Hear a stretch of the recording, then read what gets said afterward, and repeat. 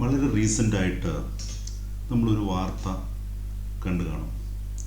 അത് എല്ലാ മാധ്യമങ്ങളിലും വന്നതാണ്.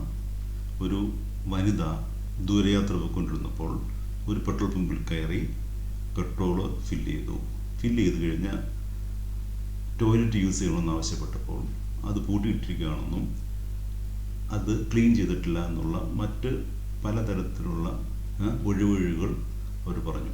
അവിടുത്തെ സ്റ്റാഫ് പറഞ്ഞു പല രീതിയിൽ ഇത് ചെയ്യാൻ, അത് ഈ ടോയ്ലറ്റ് ഉപയോഗശൂന്യമാണെന്നുള്ള രീതിയിൽ അവർ പറഞ്ഞു.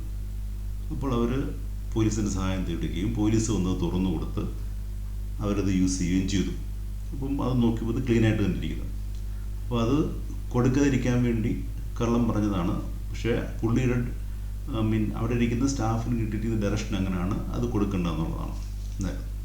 അപ്പോൾ ഇതിനെതിരായിട്ട് ഇവർ CDRCയിൽ പോയി, അതായത് കൺസ്യൂമർ ഡിസ്പ്യൂട്ട്സ് റെഡ്രസൽ കമ്മീഷനിൽ പോയി. അപ്പോൾ CDRCയിൽ പോയിട്ട് ഈ പറഞ്ഞാൽ ഇവർക്ക് അനുകൂലമായിട്ട് വിധി വന്നു. 1.65 lakhs പിഴ ഈ പെട്രോൾ പമ്പ് ഓണർക്ക് കൊടുക്കേണ്ടി വന്നു. ഇതാണ് ഈ കേസ്. സാധാരണ നമ്മൾ കണ്ടുവരുന്നൊരു കാര്യം എന്ന് പറഞ്ഞാൽ സ്ത്രീകൾ കൂടുതൽ സമയവും ടോയ്ലറ്റ് പോകാൻ മുട്ടിയാൽ തന്നെയും അവർ പോകാറില്ല. അവർ വീട്ടിൽ പോയിട്ടേ പോകാറുള്ളൂ. ഇല്ലെങ്കിൽ അവർക്ക് വൃത്തിയുള്ള ടോയ്ലറ്റ് വേണം. വൃത്തിഹീനമായ ടോയ്ലറ്റും മറ്റും യൂസ് ചെയ്യാൻ അവർക്ക് താല്പര്യമില്ല. അപ്പം പലപ്പോഴും നമ്മളോട് പറയാറ് പോലുമില്ല. ഇത് സ്ത്രീകൾ എന്നപോലെ ആണുങ്ങൾക്കും ബുദ്ധിമുട്ടുള്ള കാര്യമാണ്. കാര്യം എന്ന് പറഞ്ഞാൽ സ്ത്രീകൾക്ക് നീ പറഞ്ഞ പോലെ ഒന്ന് ടോയ്ലറ്റിൽ പോകണം, ഇല്ലെങ്കിൽ ഈ പറഞ്ഞ യൂറിൻ പാസ് ചെയ്യാൻ പോകണം എന്നുണ്ടെങ്കിൽ അത് പുരുഷന്മാരോട് പറഞ്ഞാൽ അതിനെ പറ്റിയൊരു സാഹചര്യം ഉണ്ടാക്കിയെടുക്കണം. ഇപ്പോൾ ഒരു ടൗണിനകത്തോ മറ്റോ ആണെന്നുണ്ടെങ്കിൽ ഏതെങ്കിലും റെസ്റ്റോറൻറ്റിലോ മറ്റോ പോയാൽ എന്ന് പറഞ്ഞാൽ ഒരു ഫാമിലി റെസ്റ്റോറൻറ്റിൽ പോയാൽ അവിടെ ഫെസിലിറ്റി ഉണ്ടെങ്കിൽ അത് യൂസ് ചെയ്യാൻ പറ്റും. പക്ഷേ നമ്മളൊരു ടൂറിനോ മറ്റു കാര്യത്തിനൊക്കെ പോകണമെന്നിരിക്കട്ടെ, അപ്പോൾ അവിടെ പലപ്പോഴും ഗ്രാമങ്ങളായിരിക്കാം, വലിയ ചെറിയ ഉള്ളിലോട്ടുള്ള സ്ഥലങ്ങളായിരിക്കാം. അവിടെ ഈ ഫെസിലിറ്റി ഒന്നും ഉണ്ടാവണം നിർബന്ധമില്ല. ഓക്കെ, കാട് പോലുള്ള സ്ഥലങ്ങളൊക്കെ ആണെങ്കിൽ ശരി, നമുക്ക് അങ്ങനെയെങ്കിലും ചെയ്യാൻ പറ്റുമെന്ന് കരുതാം. കാട്ടിനൊക്കെ ഇതിപ്പോൾ കാടൊക്കെ ആണെങ്കിൽ ആരും കാണുന്നില്ലെന്ന് കരുതാം. ഒരു ഗ്രാമത്തിലൊന്നും ഈ പറഞ്ഞ പോലെ അല്ല, അപ്പോൾ നമുക്ക് അങ്ങനെയുള്ള ഫെസിലിറ്റീസും ഇല്ല. അപ്പോൾ അങ്ങനെയുള്ള സന്ദർഭങ്ങളിൽ എന്താണ് നമ്മൾ ചെയ്യുന്നത്? ഒരു ടോയ്ലറ്റ് സൗകര്യം ഇല്ലാത്ത ഒരു കേസിൽ, അല്ലെങ്കിൽ അങ്ങനെ ഒരു സ്ഥലത്ത് യാത്രകൾ പോകുമ്പോൾ, ടൂറിനോ മറ്റോ പോകുമ്പോൾ എങ്ങനെ സ്ത്രീകൾ മാനേജ് ചെയ്യും? എന്താണ് നമ്മൾ ചെയ്യേണ്ടത്? അതിൻ്റെ നിയമവശങ്ങൾ എന്തൊക്കെയാണ്? അപ്പം നമ്മൾ വേറൊരു കാര്യം നമ്മൾ കണ്ടിട്ടുണ്ട്, ഒരിക്കലും നിങ്ങൾ കേട്ട് കാണും. നിങ്ങൾക്ക് ഏത് ഹോട്ടലിലോ ഇല്ലെങ്കിൽ ഹോസ്റ്റലിലോ ഇല്ല, ഈവൻ 5 സ്റ്റാർ ഹോട്ടലിൽ പോലും കയറി ടോയ്ലറ്റ് തുറന്നു തരണമെന്ന് പറഞ്ഞു കഴിഞ്ഞാൽ അവർ തരാൻ ബാധ്യസ്ഥരാണ്, അങ്ങനെ നിയമങ്ങളുണ്ട് എന്നൊക്കെ പലപ്പോഴും നിങ്ങൾ കേട്ട് കാണും. അത് അവർക്ക് ഡിനേ ചെയ്യാൻ പറ്റില്ല. ഇങ്ങനെയുള്ള പല കാര്യങ്ങളും നമ്മൾ കേൾക്കുന്നുണ്ട്. ഇതിനകത്ത് എന്തെങ്കിലും സത്യാവസ്ഥയുണ്ടോ? ഇത് ശരിയാണോ ഈ പറയുന്നത്? നിയമപരമായിട്ട് നമുക്ക് അങ്ങനെ പോയി അവരോട് പറയാൻ പറ്റുമോ? അങ്ങനെ പറഞ്ഞാൽ അവർക്കിത് ഡിനേ ചെയ്യാൻ കഴിയുമോ? ഇത്തരം കാര്യങ്ങളെല്ലാം നമ്മളിതിൽ പരിശോധിക്കും. ഞാൻ നേരത്തെ പറഞ്ഞ പോലെ വൃത്തിഹീനമായ സാഹചര്യങ്ങളിലുള്ള ടോയ്ലറ്റുകളിൽ സ്ത്രീകൾ പോകാൻ ഇഷ്ടപ്പെടുന്നില്ല. പക്ഷേ ഇങ്ങനെ യൂറിൻ പിടിച്ചു വെക്കുന്നതുകൊണ്ട് പല ഈ പറയുന്ന ഹെൽത്ത് ഇഷ്യൂസും ഉണ്ടാകാൻ സാധ്യതയുണ്ട്. അപ്പം അതിന് നമുക്ക് ക്ലീനും സേഫും അല്ലെങ്കിൽ ഹൈജീനിക്കുമായിട്ടുള്ള പബ്ലിക് ടോയ്ലറ്റിൻ്റെ ആവശ്യങ്ങൾ ധാരാളമുണ്ട്. അപ്പം അങ്ങനെ ഉള്ള സ്ഥലങ്ങളുടെ ആ സ്ഥലങ്ങൾ ഇല്ലാത്തത് കൊണ്ട് ഇവരെന്ത് ചെയ്യും? ഇവർ കഴിവതും വീട്ടിൽ പോയിട്ട് പോകാമെന്ന് കരുതും. ഇതാണ് സാധാരണ സംഭവിക്കുന്നത്. നമ്മളെല്ലാം കണ്ടിട്ടുള്ള കാര്യം ഇതാണ്. അപ്പം ഇങ്ങനെ ഈ യൂറിൻ പിടിച്ച് വെക്കുന്നതുകൊണ്ട് പലതരം യൂറിനറി ട്രാക്ട് ഇൻഫെക്ഷൻസ്, ഇല്ലെങ്കിൽ ഡിസ്റ്റൻഡഡ് ബ്ലാഡേഴ്സ്, ഇല്ലെങ്കിൽ അതുപോലെയുള്ള യൂറോ ഗൈനക്കോളജിക്കൽ പ്രോബ്ലംസ്, അതായത് നമ്മൾ മൂത്രാശയ സംബന്ധമായോ അല്ലെങ്കിൽ ഗർഭാശയ സംബന്ധമായോ ഒക്കെയുള്ള അസുഖങ്ങളൊക്കെ നമുക്കുണ്ടാവാം. അപ്പോൾ അവർ ഈ യൂറിൻ പിടിച്ച് വെച്ചിട്ട് ഒരു ക്ലീൻ ആയിട്ടുള്ള പബ്ലിക് ടോയ്ലറ്റ് കിട്ടുന്നവരെ ഇവരിങ്ങനെ പിടിച്ചു വെക്കാറുണ്ട്. അപ്പോൾ ഒരു സാധാരണ കരുതുന്ന അൺഹൈജീനിക് ആയിട്ടുള്ളതായിരിക്കും, പോയാൽ കൊള്ളില്ല എന്ന രീതിയിലാണ് ഇത് ചെയ്യുന്നത് സാധാരണ. അപ്പോൾ നമുക്ക് നമ്മുടെ പ്രൈം മിനിസ്റ്ററും മറ്റും എന്താണ് സ്വച്ഛ് ഭാരത് അഭിയാൻ അല്ലെങ്കിൽ സ്വച്ഛ് ഭാരത് മിഷനൊക്കെ ഇത്തരം കാര്യങ്ങൾ കൊണ്ടാണ് ഇതൊക്കെ വരുന്നത്. പക്ഷെ അതൊക്കെ സർക്കാരിൻ്റെ പ്രോഗ്രാംസാണ്, അതിനൊക്കെ സമയമെടുക്കും. പിന്നെ ക്ലീനായിട്ടുള്ള പബ്ലിക് ആദ്യം ഇത് ഫസ്റ്റ് വീടുകളിൽ കൊണ്ടുവരാനാണ് നോക്കുന്നത്. അത് കഴിഞ്ഞ് പബ്ലിക്കും ആയിട്ടുള്ള സ്ഥലങ്ങളിൽ പബ്ലിക് ടോയ്ലറ്റ് കൊണ്ടുവരാൻ ശ്രമിക്കുന്നുണ്ട്. ഇതൊക്കെ നമുക്ക് സമയമെടുക്കുന്ന കാര്യങ്ങളാണ്. പക്ഷെ നമുക്ക് ഉടനെ ഇപ്പം നമുക്ക് ഒരു യാത്രയ്ക്ക് പോകുമ്പോൾ എന്ത് ചെയ്യും എന്നതിനെ പറ്റിയാണ് നമ്മളോട് സംസാരിച്ചത്. സ്ത്രീകൾക്ക് ഒരു വലിയ ഇഷ്യൂ ഉണ്ടാകുന്നത് അവർ പീരിയഡ്സ് ആയിരിക്കുമ്പോഴാണ്. പീരിയഡ്സ് ആയിരിക്കുമ്പോഴത്തേക്ക് ഈ പ്രശ്നം വളരെ കൂടുതലാണ്. അവർക്ക് ഈ പറഞ്ഞ ഇടയ്ക്കിടയ്ക്ക് പാഡ് മാറ്റുകയോ ഒക്കെ ചെയ്യേണ്ടി വരും. അങ്ങനെയുള്ള സമയങ്ങളൊക്കെ കുട്ടികളിൽ പോകേണ്ട ആവശ്യങ്ങളൊക്കെ ഉണ്ടാവാറുണ്ട്. നമ്മുടെ പോപ്പുലേഷൻ നോക്കിക്കഴിഞ്ഞാൽ ഉദ്ദേശം 50% സ്ത്രീകളുണ്ട്. ഉദ്ദേശമാണ് ഞാൻ പറഞ്ഞത്. പക്ഷേ അവർക്ക് ഉള്ള പബ്ലിക് ടോയ്ലറ്റ് ഫെസിലിറ്റി എന്ന് പറയുന്നത് പുരുഷന്മാർക്കുള്ളതിൻ്റെ പകുതിയോളമേ ഉള്ളൂ. അപ്പം നമ്മൾ ഈ ഒരു കാര്യം ഇവിടെ പറഞ്ഞു തുടങ്ങിയത് പെട്രോൾ പമ്പിലെ കാര്യങ്ങൾ പറഞ്ഞ് കൊണ്ടായത് കാരണം നമ്മൾ ആദ്യം പെട്രോൾ പമ്പിൽ എന്തൊക്കെ ഫെസിലിറ്റീസാണ് ഫ്രീ ആയിട്ട് തരാൻ അവർ ബാധ്യസ്ഥരാണ് അല്ലെങ്കിൽ ബാധ്യസ്ഥരായിട്ടുള്ളത് എന്ന് നമുക്ക് ആദ്യം അത് പരിശോധിക്കാം. എന്നിട്ട് നമുക്ക് മറ്റു കാര്യങ്ങൾ നോക്കാം. എന്തൊക്കെയാണ് ഈ ഫ്രീ ഫെസിലിറ്റീസ്? അപ്പോൾ ആദ്യം ഒരു ഫ്രീ എയർ ഫില്ലിംഗ് ഫെസിലിറ്റി തരാൻ അവർ ബാധ്യസ്ഥരാണ്. ഈ ഫ്രീ എയർ ഫില്ലിംഗ് ഫെസിലിറ്റി എന്ന് മാത്രമേ പറഞ്ഞിട്ടുള്ളൂ. അതിനർത്ഥം അവരത് നിറയ്ക്കാനും കൂടി ആൾ തരും എന്നർത്ഥമില്ല. ഓക്കെ, അത് നമ്മൾ തന്നെ ചെയ്യേണ്ടി വരും. അവർ തന്നാൽ കൊള്ളാം. അപ്പോൾ സാധാരണ വലിയ പമ്പുകളൊക്കെ ആണെങ്കിൽ ഒരാൾ അതിന് വേണ്ടി നിൽപ്പുണ്ട്. പിന്നെ നമ്മൾ അവർക്ക് കുറച്ച് ടിപ്സ് എന്തെങ്കിലും കൊടുക്കാറുണ്ട്. ചിലപ്പോൾ ടിപ്പ് കൊടുക്കണമെന്ന് നിർബന്ധമില്ല, എന്നാൽ നമ്മൾ കൊടുക്കാറുണ്ട് ചിലപ്പോൾ. പിന്നെ നമുക്ക് ഡ്രിങ്കിങ് വാട്ടർ, സേഫായിട്ടുള്ള പോർട്ടബിൾ ഡ്രിങ്കിങ് വാട്ടർ തരാൻ അവർ ബാധ്യസ്ഥരാണ്. അതുപോലെ ഫ്രീ ടോയ്ലറ്റ് ഫെസിലിറ്റീസ് തരണം. ക്ലീനും ഫങ്ഷണലുമായിട്ടുള്ള ടോയ്ലറ്റ് തരാൻ അവർ ബാധ്യസ്ഥരാണ്. അവിടെ നല്ല വെട്ടം ഉണ്ടായിരിക്കണം. ഫസ്റ്റ് എയ്ഡ് ബോക്സ് വേണം. അതുപോലെ ടോയ്ലറ്റിൽ വെള്ളവും മറ്റു ഫെസിലിറ്റി ഉണ്ടായിരിക്കണം. പിന്നെ ഫ്യൂൽ ക്വാളിറ്റി ചെക്ക് ചെയ്യാൻ ഉള്ള ഫെസിലിറ്റി നമുക്ക് തരാം. അപ്പം അതിനകത്ത് ഈ ഫിൽറ്റർ പേപ്പർ ഉപയോഗിച്ചുള്ള ചെക്കുകൾ വേണമെങ്കിൽ നമുക്ക് ചെയ്യാം. പിന്നെ ഒരു കംപ്ലയിൻറ്റ് ബുക്ക് ഉണ്ടായിരിക്കണം. ടെലിഫോൺ ചെയ്യാനുള്ള സൗകര്യം ഉണ്ടായിരിക്കണം അത്യാവശ്യം വേണ്ടി വന്നാൽ. പിന്നെ ഫയർ സേഫ്റ്റി എക്യുപ്മെൻറ്റ് അവിടെ ഈ പറഞ്ഞിട്ടുണ്ടായിരിക്കണം. നമുക്ക് ഇവരുടെ തന്നെ ഡോക്യുമെൻ്റ് നോക്കാം. പെട്രോൾ കമ്പനികളുടെ ഡോക്യുമെൻ്റ് നമുക്ക് പരിശോധിക്കാം. ഇത് ഹിന്ദുസ്ഥാൻ പെട്രോളത്തിൻ്റെ ഒരു ഡോക്യുമെൻ്റാണ്. അവർ പിന്നെ റീറ്റെയിൽ പമ്പുകളിലെ ഫെസിലിറ്റിയെ പറ്റിയാണ് ഇതിൽ പറഞ്ഞിരിക്കുന്നത്. ഇതിനകത്ത് നമുക്ക് നോക്കാം എന്തൊക്കെയാണ് ഇവർ പറഞ്ഞിരിക്കുന്ന ഫെസിലിറ്റി, തരേണ്ട ഫെസിലിറ്റി എന്തൊക്കെയാണെന്ന് നമുക്ക് നോക്കാം. ഇതിൽ തന്നെ ഇവർ തന്നെ പറഞ്ഞിരിക്കുന്ന ഫെസിലിറ്റീസാണ്. നമ്മുടെ കൈ നേടുന്ന കാര്യങ്ങളൊന്നുമല്ല.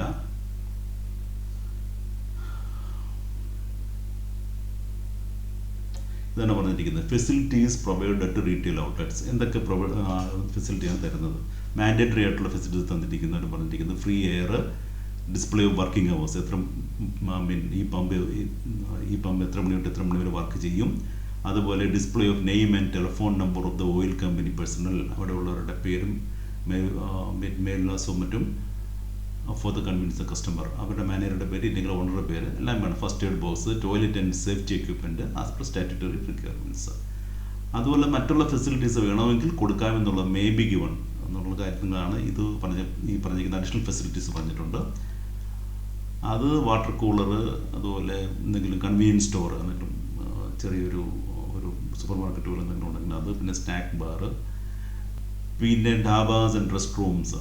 ഓക്കെ, പിന്നെ അതുപോലെ bathing and washing space four truck, telephone facility, ATM, അങ്ങനെ പല പല കാര്യങ്ങൾ. അതൊക്കെ വേണമെങ്കിൽ കൊടുക്കാമെന്ന് മാത്രമേ ഉള്ളൂ. ക്വാളിറ്റി എന്ന് പറയുമ്പോൾ നമുക്ക് ക്വാളിറ്റി വേണമെങ്കിൽ ചെക്ക് ചെയ്യാം. ക്വാളിറ്റി എങ്ങനെ ചെക്ക് ചെയ്യുന്നത് വെച്ചാൽ the customer can ensure quality by carrying out specific checks for different products listed below.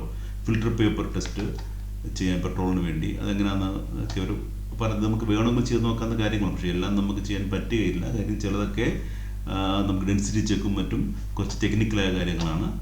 Okay, അപ്പം നമുക്ക് വേണമെങ്കിൽ ഫിൽറ്റർ പേപ്പർ ടെസ്റ്റോ ഇല്ലെങ്കിൽ കാര്യങ്ങൾ അറിയാവുന്ന ആളാണെങ്കിൽ ഇതൊക്കെ ചെയ്യാവുന്നതാണ്. ഓക്കെ, ഇതാണ് അവർ പറയുന്നത്. പിന്നെ അതിൻ്റെ ക്വാണ്ടിറ്റി എൻഷുർ ചെയ്യാം, പ്രൈസ് കറക്റ്റാണ് ചെക്ക് ചെയ്യാം, ഇങ്ങനെ പല കാര്യങ്ങൾ പറയുന്നുണ്ട്. ഈ നമ്മുടെ ഗവൺമെൻറ്റിൻ്റെ അഡ്വൈസ് പ്രകാരം ഈ കമ്പനികൾ Bharat petroleum, Indian oil, HP എല്ലാം ചേർന്ന് ഒരു മാർക്കറ്റിംഗ് ഡിസിപ്ലിൻ ഗൈഡ് ലൈൻസ് ഇറക്കിയിട്ടുണ്ട്. അത് നമ്മൾ ഇത് 2024 അത് നമ്മൾ നോക്കുവാണെങ്കിൽ അതിലെന്താണ് പറഞ്ഞിരിക്കുന്നത് നമുക്ക് ചെക്ക് ചെയ്യാം. 1.6 പറഞ്ഞിരിക്കുന്നത് കസ്റ്റമർ സർവീസ് ജനറൽ അമ്യൂണിറ്റിനെ പറ്റി പറഞ്ഞിട്ടുണ്ട്. പേജ് നമ്പർ 10 അവർ പറഞ്ഞിരിക്കുന്നത്. നമുക്ക് നോക്കി എന്താണ് അവർ പറഞ്ഞിരിക്കുന്നത് നോക്കാം.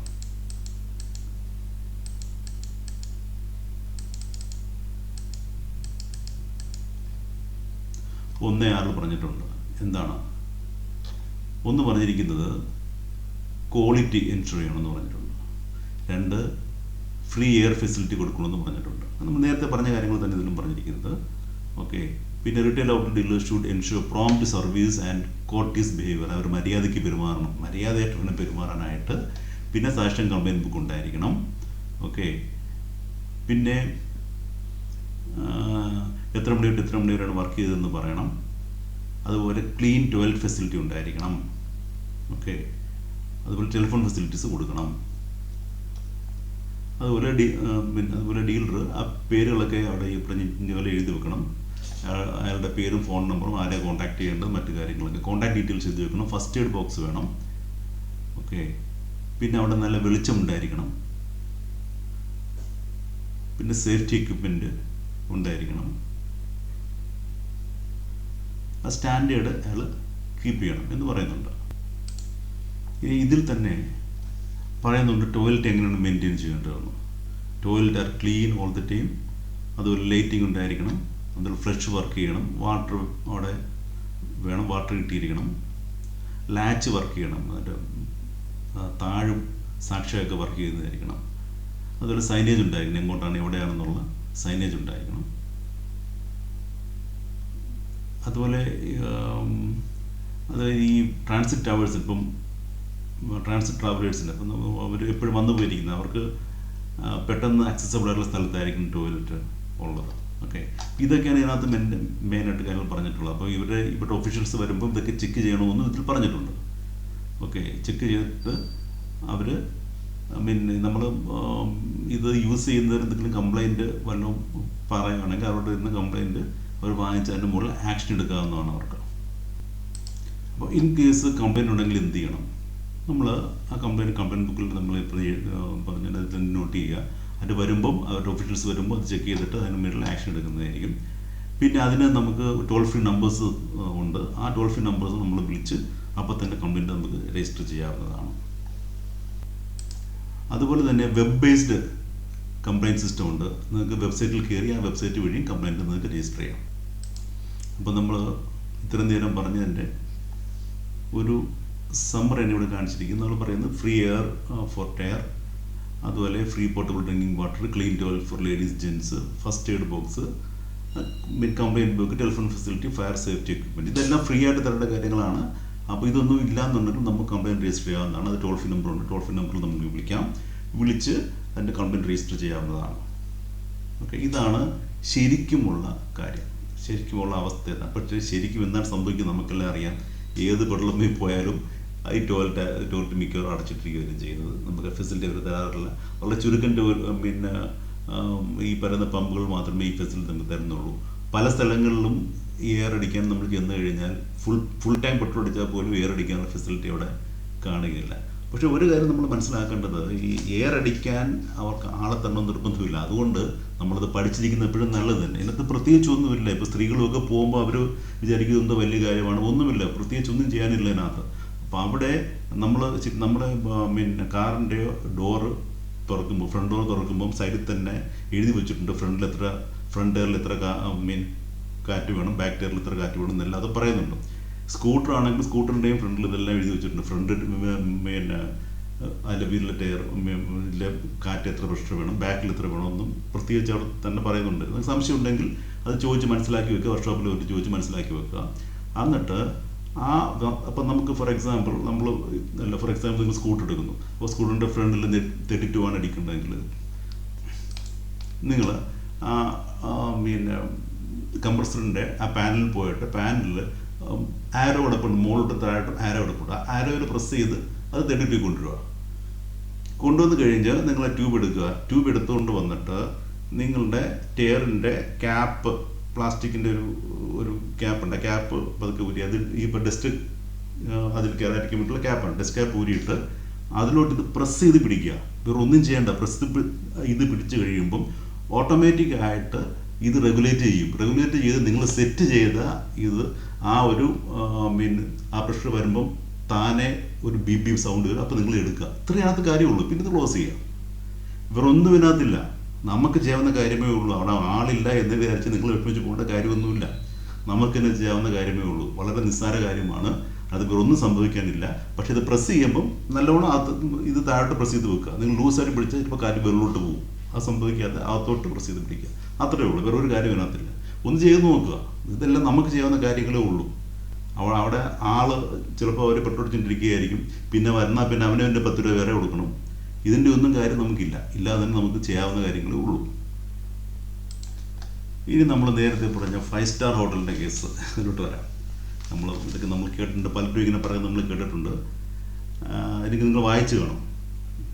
അതായത് ഹോട്ടലുകാർക്കും ലോഡ്ജുകാരോടും നിങ്ങൾക്ക് ടോയ്ലറ്റ് യൂസ് ചെയ്യേണ്ട ആവശ്യമുണ്ടെങ്കിൽ റിക്വസ്റ്റ് ചെയ്താൽ അവരത് തരാൻ ബാധ്യസ്ഥരാണ്.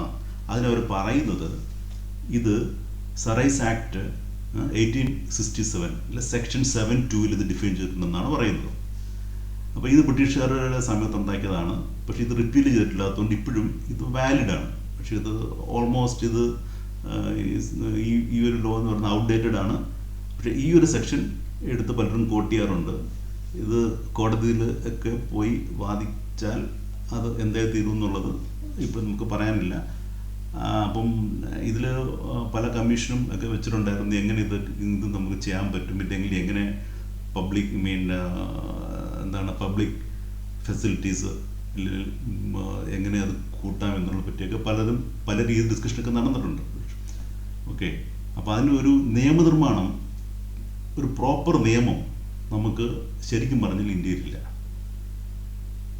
നമ്മൾ ഹോട്ടലുകാരോ ഇല്ലെങ്കിൽ ഹോസ്റ്റലുകാരൊന്നും പറയാൻ നമുക്ക് പറ്റുന്ന രീതിയിലുള്ള അവരെ എൻഫോഴ്സ് ചെയ്യാൻ പറ്റുന്ന രീതിയിലൊരു നിയമം നമുക്കില്ല. അതും എങ്ങനെ അത് ഹാൻഡിൽ ചെയ്യാം എന്നുള്ളത് നമുക്ക് പറയാൻ നോക്കാം.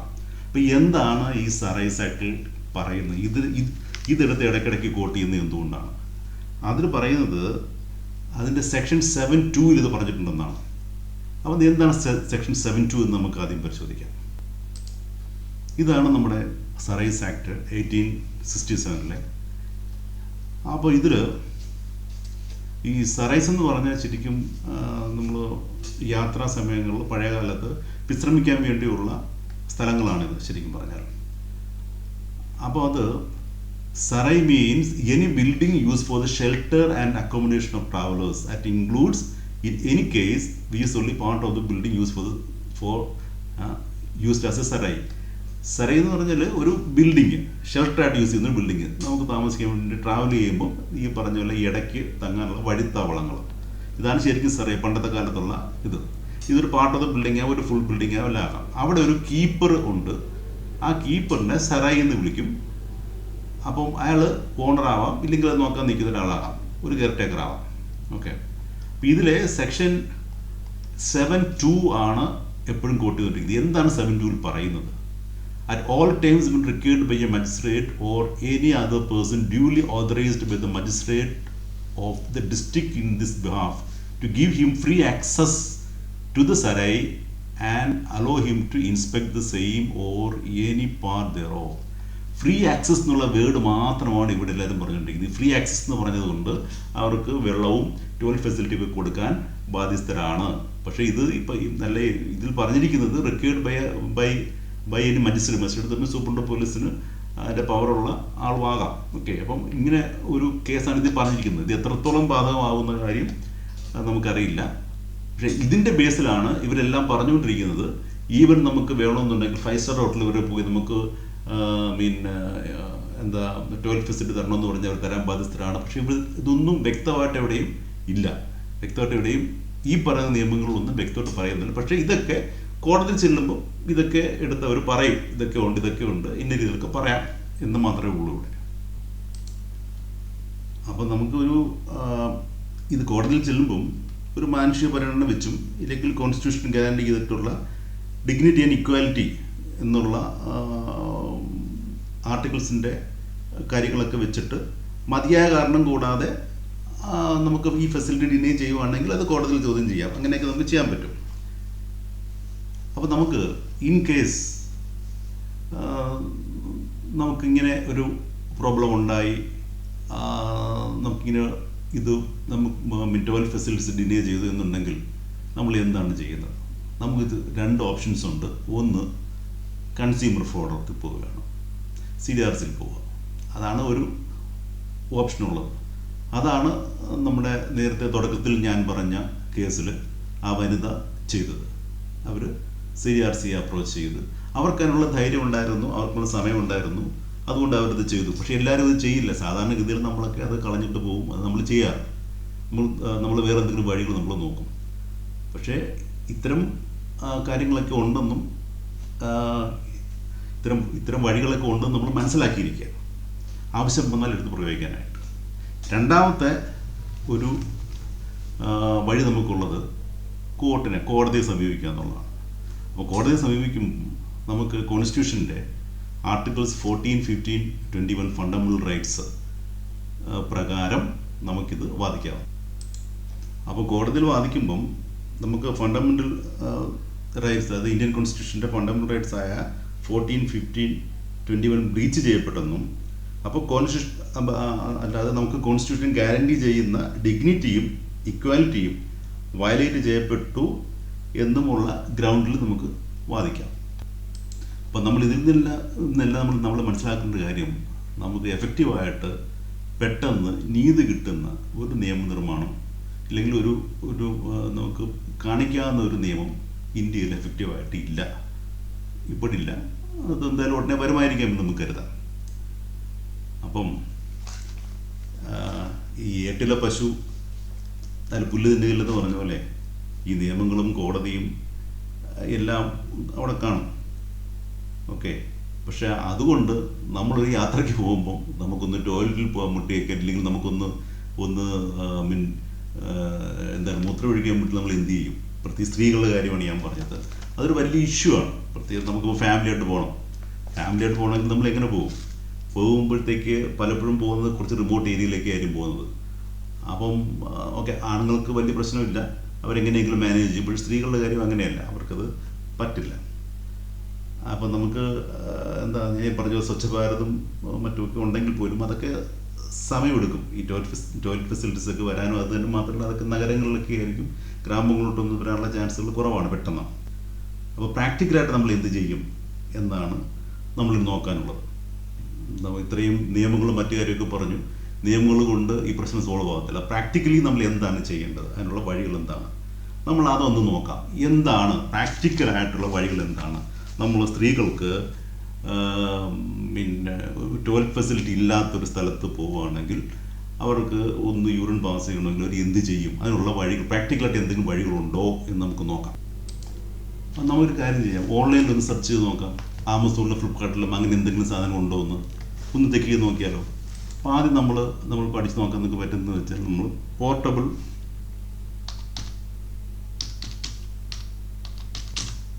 പോർട്ടബിൾ യൂറിനൽ ഫോർ ലേഡീസ് നമുക്ക് നടിച്ചു നോക്കാം, അങ്ങനെ എന്തെങ്കിലും സാധനം ഉണ്ടോ എന്ന് നോക്കാം. ഓക്കെ, അപ്പോൾ നമ്മൾ നോക്കുമ്പോൾ ധാരാളം സാധനങ്ങളോട് കിടപ്പുണ്ട്. പല സൈറ്റിലുണ്ട്, മീഷോയിലുണ്ട്, ആമസോണിലുണ്ട്. ഓക്കെ, പല സാധനങ്ങളുണ്ട്. ഈ ഒരു കാണിച്ചിരിക്കുന്നത് നമ്മളിത് നോക്കാം, എന്താണെന്ന് നോക്കാം. ഇതിൽ ഈ കാണിച്ചിരിക്കുന്ന ഒരു ബാഗുണ്ട്. അപ്പോൾ ഇത് നമ്മൾ ഫിറ്റ് ചെയ്തിട്ട് ബാഗിനകത്ത്, ഇപ്പം നമ്മൾ കാറിനകത്താണ് ഇരിക്കുന്നത്, വെളിയിറങ്ങാൻ പറ്റാത്ത കണ്ടീഷനാണെന്നുണ്ടെങ്കിൽ ആ കാറിനകത്ത് നമുക്ക് ഇരുന്നുകൊണ്ട് തന്നെ ബാഗിൽ കളക്ട് ചെയ്തിട്ട് നമ്മൾ പിന്നെ വെളിയിറങ്ങുമ്പോൾ ചെയ്യുന്ന സമയത്ത് ഇത് നമുക്ക് ചെയ്യാവുന്നതാണ്. ആ ഒരു ഫെസിലിറ്റി ഇതിനകത്ത് പറയുന്നുണ്ട്. പിന്നെ വരണമെന്ന് പറഞ്ഞാൽ നിന്നുകൊണ്ട് നമുക്ക് യൂസ് ചെയ്യാൻ പറ്റുന്ന, സ്ത്രീകൾക്ക് യൂസ് ചെയ്യാൻ പറ്റുന്ന ചില എക്യുപ്മെൻറ്റ്സ് അവൈലബിൾ ആണ്, അതും നമുക്കുണ്ട്. ഓക്കെ, അതുപോലെ ത്രോ അവേ ടൈപ്പ് ആയിട്ടുള്ള സാധനങ്ങളും ഉണ്ട്. ഇതെല്ലാം നമുക്ക് ഓൺലൈനിൽ നിങ്ങൾ നോക്കിയാൽ നിങ്ങൾക്ക് കിട്ടുന്നതാണ്. ഇതിലൊന്നും വലിയ കോസ്റ്റ്ലി വല്ല വിലയും കുറവാണ്. ഇതൊക്കെ അത്യാവശ്യം പല സമയങ്ങളും നമ്മളിപ്പം ഒരു നല്ല ഹോട്ടലിൽ പോയി അവിടെ ഹൈജീനിക് അല്ലാത്ത കണ്ടീഷനാണ് പോകണമെന്നുണ്ടെങ്കിൽ നിന്നുകൊണ്ട് തന്നെ സ്ത്രീകൾക്ക് ഇത്തരം കാര്യങ്ങൾ ചെയ്യാൻ പറ്റുന്ന ആ പറയുന്ന എക്വിപ്മെൻറ്റ്, വളരെ വില കുറഞ്ഞ എക്വിപ്മെൻറ്റ് അവൈലബിൾ ആണ്. വൺസ് യൂസ് ചെയ്ത് കളയാവുന്ന സാധനങ്ങൾ പോലും ഉണ്ട്. നമ്മൾ പിന്നെ റീയൂസ് ചെയ്യേണ്ട കാര്യമില്ല. അല്ലാതെ റീയൂസ് ചെയ്യാവുന്ന കാര്യങ്ങളുമല്ല. ഇതെല്ലാം ഓൺലൈനിലുണ്ട്. നിങ്ങളെല്ലാം ഓൺലൈനിൽ എപ്പോഴും കയറുന്നവരാണ്. നിങ്ങൾക്ക് എല്ലാം ഈ കാര്യങ്ങളൊക്കെ അറിയാം. ആമസോണിലോ ഫ്ലിപ്കാർട്ടിലോ ഒക്കെ നിങ്ങൾ നോക്കി ഇതെല്ലാം കിട്ടുന്നതായിരിക്കും. ഓക്കെ, ഞാൻ ഇക്കാര്യം ഇവിടെ എടുത്തു പറഞ്ഞത് നമ്മൾ ഈ നിയമങ്ങളും മറ്റും കാര്യങ്ങൾ പറഞ്ഞു പോയിട്ട് കാര്യമില്ല. ശരിക്കും സ്ത്രീകളുടെ ഒരു വലിയൊരു ഇഷ്യൂ ആണ്. സ്ത്രീകളുടെ ഇഷ്യൂ എന്ന് പറഞ്ഞാൽ പുരുഷന്മാരുടെ ഇഷ്യൂ ആണ്. സ്ത്രീകൾക്കൊരു പ്രശ്നം വന്നാൽ പുരുഷന്മാരോട് ഡിസ്കസ് ചെയ്യും. അപ്പോൾ ആ പ്രശ്നത്തിന് പരിഹാരം കണ്ടെത്തണം. അതുകൊണ്ട് അപ്പം പല സ്ഥലങ്ങളിൽ നമ്മൾ ടൂറിൻ്റെ ഫാമിലിയായിട്ടൊക്കെ പോകുമ്പോൾ പലപ്പോഴും പല ബുദ്ധിമുട്ടുകൾ നമുക്ക് വരുന്നുണ്ട്. ഇത്തരം കാര്യങ്ങൾ ബുദ്ധിമുട്ടുകൾ വരുന്നുണ്ട്. അപ്പോൾ അത് എങ്ങനെ സോൾവ് ചെയ്യാം, പ്രാക്ടിക്കലായിട്ട് എങ്ങനെ സോൾവ് ചെയ്യാം എന്നുകൂടെ നമ്മൾ ഈ ഒരു സമയത്ത് പറയണം. അല്ലാതെ വെറുതെ നിയമങ്ങൾ മാത്രം പറഞ്ഞു പോയിട്ട് കാര്യമില്ല. ഞാൻ ഫസ്റ്റ് പറഞ്ഞ പോലെ ഏട്ടിലെ പശു പുല്ല് തിന്നില്ലെന്ന് പറഞ്ഞ പോലെ അതുകൊണ്ട് നമുക്ക് പ്രയോജനം ഉണ്ടാകുന്നില്ല. അതുകൊണ്ടാണ് ഇതും കൂടെ ഞാൻ എടുത്തു പറഞ്ഞത്. എന്തായാലും ഈ ഒരു വീഡിയോ സ്ത്രീകൾക്കും മറ്റുള്ളവർ പുരുഷന്മാർക്കും എല്ലാവർക്കും ഈ ഒരു വീഡിയോ വളരെയധികം ഉപകാരപ്രദമായി കാണുമെന്ന് ഞാൻ കരുതുന്നു. നിങ്ങൾ എന്തായാലും ഈ പറയുന്ന പോലെ ഈ ചാനൽ സബ്സ്ക്രൈബ് ചെയ്യുക എത്രയും പെട്ടെന്ന് തന്നെ. ഇതുപോലെ ഇതുപോലെ പല രീതിയിലുള്ള പ്രയോജനകരമായ വീഡിയോകളുമായിട്ട് ഇനി ഞാൻ ഈ പറഞ്ഞ് വരുന്നതായിരിക്കും. Thank you.